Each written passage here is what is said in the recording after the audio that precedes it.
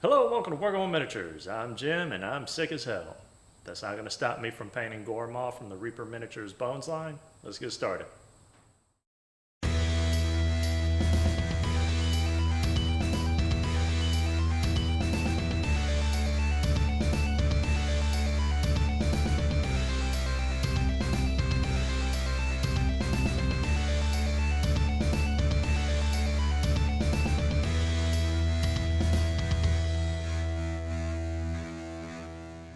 This miniature has been previously primed with Vallejo Black Primer, followed by zenithal sprays of Vallejo's Gray and White.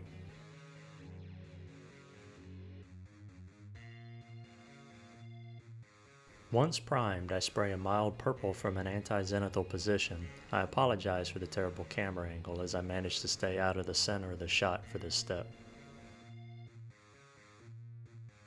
With a brighter purple, I begin blocking in the rest of the scales from a zenithal position.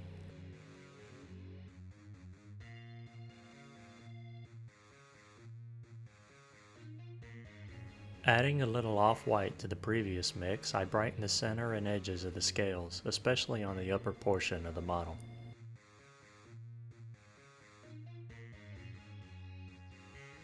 With the mild blue, I then add some shadows into the recesses between the scales. I clean my airbrushes and then head inside where I begin my brushwork, starting with the teeth and spines. I begin with a base coat of a mild brown. Mixing this base coat brown with a lighter brown, I add a rough highlight. So far I've been using the Army Painter's Monster Brush for quick coverage. Also, this is all I have for this step as the camera died and I stopped recording right about now.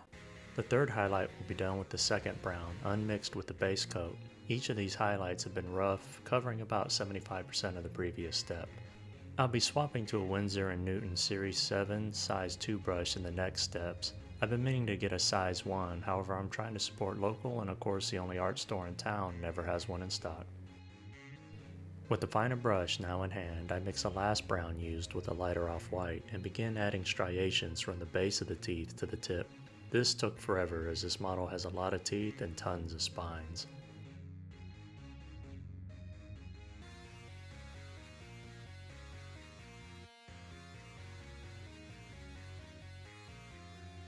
After all of the paint is dry, I take the model outside and hit it with a few layers of Tester's Dull Coat matte varnish. Once the varnish is dry, I bring out the mineral spirits and oil paints. Adding some mineral spirits to the reservoirs in my palette, I then add some oil paints just outside of the reservoirs for each of the colors I'll be using. And then with the synthetic brush, I drag down some of the paint and mix it thoroughly.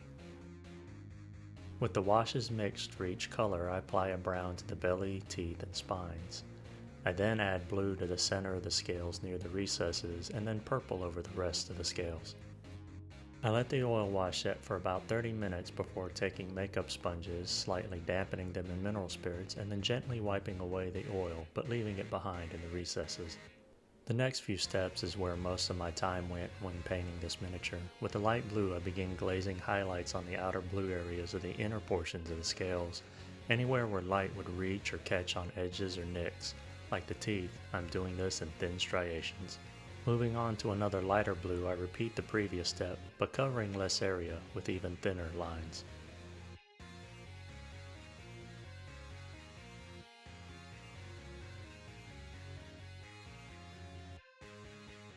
I add one final, even finer highlight of blue to add a little more contrast and depth.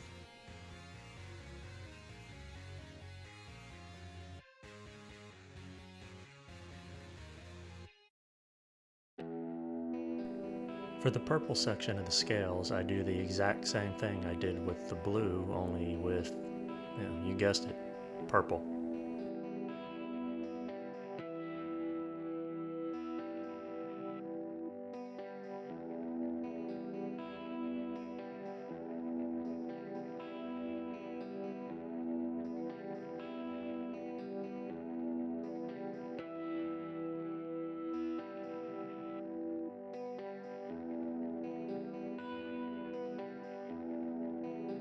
Finally, I mix some Uhu glue with a sickly yellow paint and a clean bottle cap and use toothpicks to add it where I want.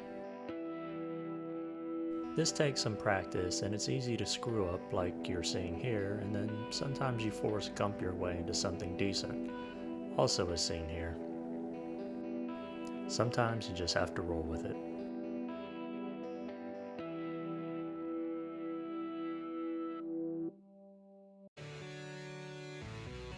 This is the final result. If I had to paint this model again, I would do everything with darker colors and then build up to the brightest colors that I have now.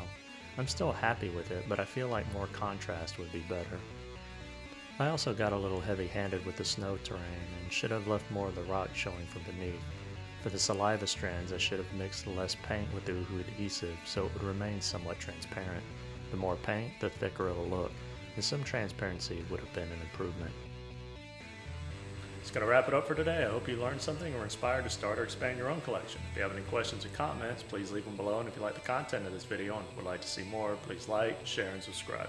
I'm Jim with Word and Miniatures. I'm truly grateful for your time, and I bid you a fond farewell.